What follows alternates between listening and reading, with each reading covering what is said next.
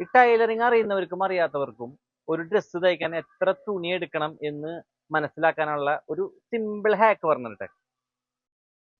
ഫാബ്രിക്കിന്റെ width എത്രയാണ് എന്ന് മനസ്സിലാക്കുന്ന ഒരു സംഭവം, അതിൽ തെറ്റ് പറ്റിക്കഴിഞ്ഞാൽ പിന്നെ ഈ പറയുന്ന മെത്തേഡ് ഇതിൽ വർക്കൗട്ട് ആവില്ല കേട്ടോ. അത് ആദ്യം മനസ്സിൽ വെച്ചിട്ട് വേണം ഈ ഒരു മെത്തേഡിലേക്ക് പോകാനായിട്ട്. ആദ്യം നമ്മൾ തയ്ക്കാൻ ഉദ്ദേശിക്കുന്ന ഡ്രസ്സിന്റെ അല്ലെങ്കിൽ ഫാബ്രിക് എടുക്കാൻ ഉദ്ദേശിക്കുന്ന ഡ്രസ്സിന്റെ ലെങ്ത്തും അതിന്റെ സ്ലീവിന്റെ ലെങ്ത്തും നമ്മൾ ഒന്ന് നോട്ട് ചെയ്ത് വെക്കാം. അത് ഇഞ്ചിലാണ് നോട്ട് ചെയ്ത് വെക്കേണ്ടത്.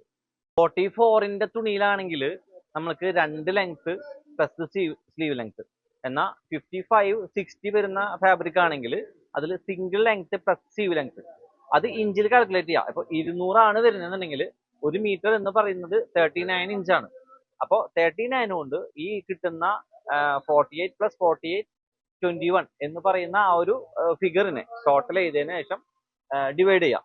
ആ കിട്ടുന്ന കൗണ്ട് ആയിരിക്കും നമ്മുടെ ഫാബ്രിക്കിന്റെ എത്ര മീറ്റർ വേണം എന്നുള്ളതിന്റെ അളവ്.